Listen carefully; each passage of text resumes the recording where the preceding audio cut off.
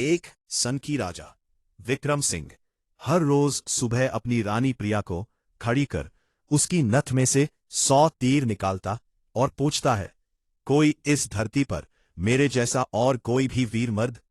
रानी बेचारी कहती कि नहीं महाराज, आप जैसा वीर पुरुष और कोई नहीं। समय बीता। एक बार रानी प्रिया की मां सरला रानी से मिलने आई। जब उसने रानी की हालत देखी तो उसकी आंखों में पानी आ गया। बोली, बेटी, ये कैसी हालत बना रखी है? बिल्कुल सूखी लकड़ी के समान हो गई हो। तुम्हें कोई बीमारी है? कोई दुख दे रहा है? या फिर तुम्हें समय से रोटी नहीं मिल रही? आखिर बात क्या है? अब रानी कैसे अपनी मां को अपना दुख बताती कि राजा हर रोज सुबह उसे खड़ी कर उसकी नथ में से 100 तीर निकालता है। हर तीर में उसका कलेजा बाहर आने को हो जाता है। अगर वह जरा सी भी हिली या राजा जरा सा भी झुका तो प्राण गए। पर जब मां ने बार बार दबाव देकर रानी से पूछा, तब रानी बोली, क्या बताऊं मां, किसी चीज की कोई कमी नहीं। अन्न का भंडार भरा हुआ है, पीने को अच्छा पानी है। तो फिर बात क्या है बेटी? मां ने इस बार जब रानी का हाथ पकड़ अत्यंत रुदन स्वर में पूछा तो रानी टूट गई और अपनी वेदना प्रकट करते हुए कहा, मां, तुम्हारे जमाई राजा मेरी नाक की नथ में से 100 तीर निकालते हैं, जिससे मेरा हृदय थरथर कांपता है। मेरी तरफ आता हुआ हर तीर मुझे अपनी जिंदगी का आखिरी तीर प्रतीत होता है। यही बात मुझे हर समय अंदर ही अंदर खाई जाती है कि आज तेरा आखिरी दिन है, आज तेरा आखिरी दिन है। बस मां, इसी चिंता के कारण कुछ भी खाना पीना मेरे हलक से नीचे नहीं उतरता। रानी की मां ने हैरान होते हुए कहा, ये तुम क्या कह रही हो बेटी? ये कब हुआ? रानी बोली, मां, ये मत पूछो कब हुआ, ये पूछो कब नहीं हुआ। राजा हर रोज सुबह मुझे खड़ी करके सबसे पहले मेरी नथ में से 100 तीर निकालते हैं, उसके बाद ही अपना दिन शुरू करते हैं। बोली, कुछ बोलते भी है? रानी बोली, हां मां, कहते हैं, है इस धरती पर मेरे जैसा कोई और मर्द? रानी की मां कुछ सोचते हुए बोली, बेटी, चिंता मत कर। कल वो जब ऐसा पूछे तो कह देना, दुनिया में मर्द बहुत, घर नहीं तो बाहर बहुत। घर से बाहर निकलो, शेर को सवा शेर बहुत। इतना कह रानी की मां अपनी बेटी से विदाई ले अपने घर चली गई। अब रानी को इंतजार था तो बस अगली सुबह का। राजा ने सोती हुई रानी को हाथ पकड़कर उठाया और कहा, रानी आ जाओ, समय हो गया। रानी ने सोचा, हे भगवान, बस आज और बच जाऊं, फिर तो जो मां कहकर गई थी वो बोल दूंगी। और उठकर बाग में जाकर आंख बंद करके अपनी नथ पकड़कर खड़ी हो गई। राजा ने रोज की तरह एक के बाद एक 100 तीर रानी की नथ में से निकाले। तीर निकाल राजा बोला, बोल रानी, है दुनिया में मेरे जैसा कोई और शूरवीर मर्द? रानी हिम्मत जुटा बोली, महाराज, दुनिया में शूरवीर मर्द बहुत, घर नहीं तो बाहर बहुत। आप बाहर निकल के देखो, शेर को सवा शेर बहुत। राजा हैरान होते हुए बोला, ठीक है रानी, अगर यही बात है तो कुछ खाने का सामान दो। मैं जा रहा हूं बाहर शूरवीर मर्द देखने। मैं भी तो देखूं, है कोई मुझसे ज्यादा शूरवीर मर्द इस दुनिया में। थोड़ा बहुत खाने पीने का सामान ले राजा निकल पड़ा। चलते चलते एक कच्चे रास्ते पर हो लिया। थोड़ी दूर ही चला तो आगे देखा, एक आदमी रास्ते के किनारे पर लेटा ऊपर की तरफ एक टक देख रहा है। राजा को बड़ा कौतूहल हुआ। ऊपर की तरफ देखा तो उसे सिवाय सूर्य की तेज किरणों के कुछ दिखाई नहीं दिया। जिज्ञासावश उसके पास और पूछा, क्यों भाई, ऊपर क्या देख रहे हो? काना आदमी, जिसका नाम हरिया था, ने कहा, इंद्र के अखाड़े में परियों का नाच हो रहा है, वो देख रहा हूं। राजा ने एक बार फिर से ऊपर देखा पर उसे कुछ दिखाई ना दिया तो उसका आश्चर्य बढ़ गया। काने आदमी ने ऊपर की तरफ ध्यान लगाए लगाए राजा से पूछा, तुम कौन हो भाई और कहां जा रहे हो?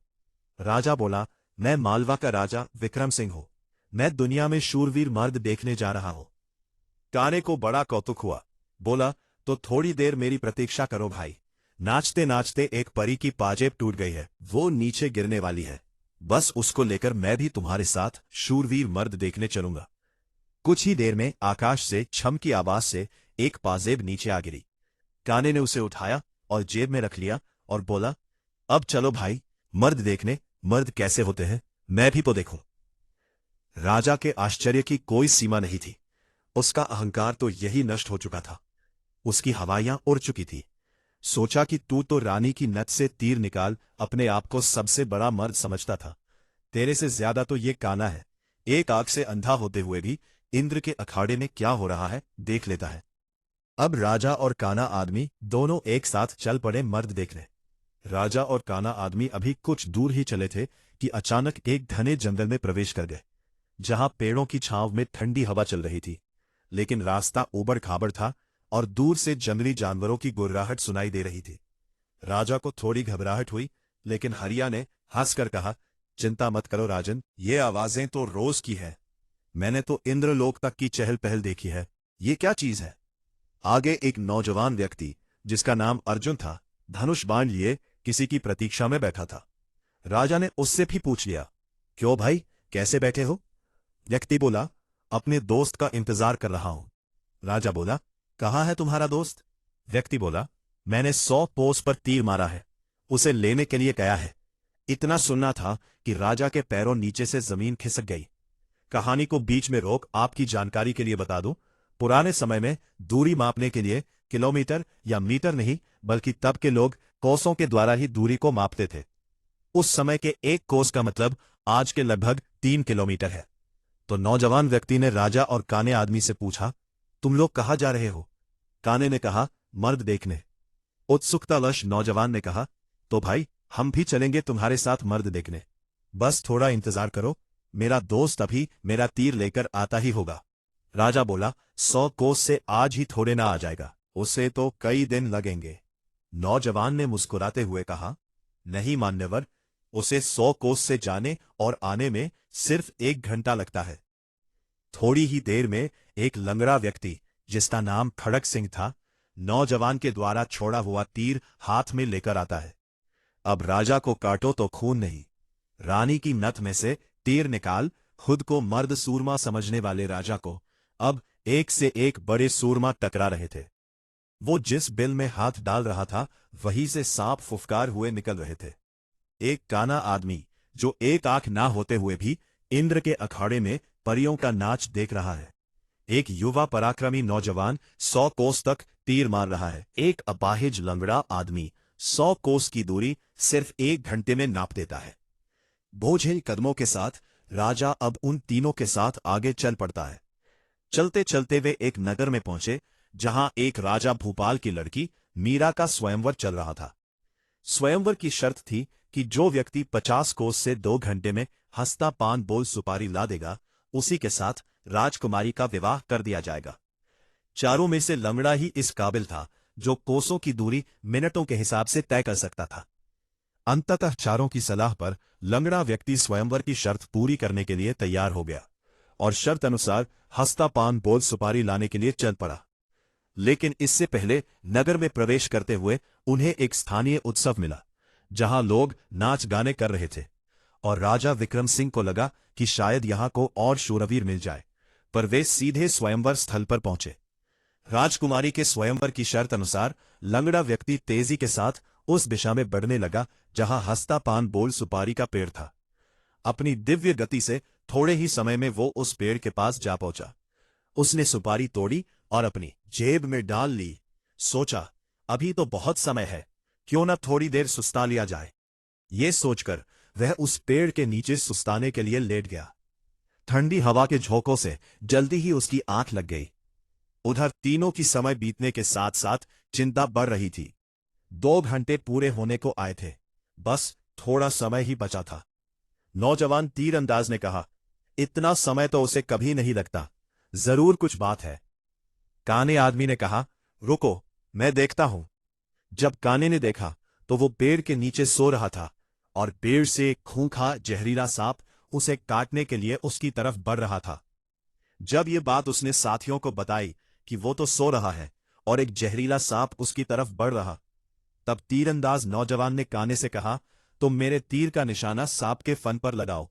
काने ने कहा, हां, ये ठीक है, निशाना लगाकर मैं हुंकारा भरूं, तब तुम तीर छोड़ देना। काने ने तीर को सांप के फन की दिशा में लगाकर जैसे ही हूं कहा, तीरंदाज ने तीर छोड़ दिया। तीर सीधा जाकर सांप के फन पर लगा और धड़ा की आवाज के साथ सांप नीचे गिर गया। आवाज सुन लंगड़ा आदमी हड़बड़ाहट के साथ उठकर बैठ गया। देखा तो एक जहरीला सांप उसके पास मरा पड़ा है और उसके दोस्त का तीर सांप को लगा हुआ है। सारा माजरा समझते उसे देर ना लगी। वो दिव्य गति से नगर की ओर दौड़ा। समय रहते वो हंसता पान बोल सुपारी लेकर राजमहल पहुंच गया। अब समस्या ये थी कि राजकुमारी पर असली हक किसका है। राजा अगर घर से मर्द देखने नहीं चलता तो ये सारा किस्सा ही शुरू नहीं होता। कान्हा अगर अपनी दिव्य दृष्टि से देखकर लंगड़े व्यक्ति को सांप से नहीं बचाता तो राजकुमारी के स्वयंवर की शर्त कैसे पूरी होती। नौजवान तीरंदाज के पास 100 कोस तीर चलाने की क्षमता ना होती तो भी उसके मित्र को सांप डस लेता और शर्त पूरी नहीं होती। लंगड़े व्यक्ति के पास दिव्य गति ना होती तो भी राजकुमारी स्वयंवर की शर्त पूरी ना होती। राजकुमारी का पति कौन होगा? जब इसके ऊपर उनमें आपस में सलाह मशवरा हुआ तो राजा को ही चुना गया, क्योंकि ये सारी कहानी ही उससे शुरू हुई थी।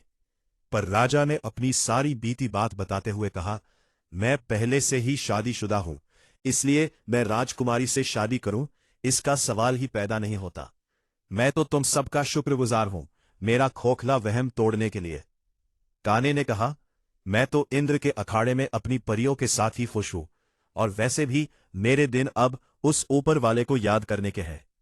बारी आई युवा तीरंदाज की। उसने अपने मित्र से कहा, मित्र, राजकुमारी के साथ तुम्हारा विवाह होना चाहिए, क्योंकि तुमने ही स्वयंवर की शर्त का सीधा पालन किया और राजमहल में शर्त अनुसार हंसता पान बोल सुपारी लेकर आए। इसलिए शर्त के दृष्टिकोण से देखे तो राजकुमारी पर तुम्हारा ही हक बनता है। तीरंदाज की बात सबको सही लगी और सबने सहज सहमति जताई। लंगड़े व्यक्ति के साथ राजकुमारी का विवाह हो जाता है। सभी बहुत खुश थे। राजा सभी को अपने राज्य आने का निमंत्रण दे खुशी खुशी उनसे विदा लेते हैं। अपने मन में वो अब कभी रानी के साथ दुर्व्यवहार ना करने की शपथ लेते हैं। वापसी की यात्रा में राजा विक्रम सिंह को एक नदी पार करनी पड़ी, जहां बाढ़ का पानी उफान पर था। उन्होंने एक पुराने पुल से गुजरते हुए सोचा कि जीवन की चुनौतियां भी ऐसी ही है, और इस यात्रा ने उन्हें नई दृष्टि दी है। घर पहुंचकर उन्होंने रानी प्रिया से माफी मांगी और वादा किया कि अब कभी अहंकार में नहीं पड़ेंगे। निष्कर्ष, वास्तविक वीरता केवल बाहरी शक्तियों में नहीं, बल्कि आंतरिक विनम्रता, संयम और दूसरों की महत्ता को समझने में होती है। राजा विक्रम सिंह ने स्वयं को सबसे बड़ा शूरवीर माना और अपने अहंकार में अंधा हो गया था। वह अपनी रानी पर अत्याचार कर अपनी वीरता का प्रदर्शन करता था, परंतु वास्तव में वह अपने भीतर की हीन भावना और असुरक्षा को छिपा रहा था। अपनी यात्रा के दौरान राजा की ऐसे व्यक्तियों से मुलाकात होती है जिनकी क्षमताएं उससे कहीं अधिक होती है। उस एक आंख वाले व्यक्ति का दिव्य दृष्टि से इंद्रलोक का नृत्य देख पाना, उस युवा तीरंदाज का 100 कोस दूर तक तीर मारना और अपाहिज व्यक्ति का अद्वितीय वेग से दूरी तय करना, ये सभी घटनाएं राजा को ये समझाती हैं कि ये संसार अप्रतिम और असीम क्षमताओं का भंडार है। हर व्यक्ति में कुछ ना कुछ विशिष्टता होती है और किसी को भी स्वयं से निम्न समझना उसके प्रति अन्याय है। अंततः सच्ची महानता और शक्ति आत्मनिरीक्षण, अपने अहंकार को त्यागने और हर व्यक्ति को उसकी श्रेष्ठता के साथ स्वीकार करने में है। अहंकार नष्ट करने से व्यक्ति का हृदय प्रेम, आदर और करुणा से भर जाता है, जो कि आध्यात्मिक उन्नति का मार्ग है।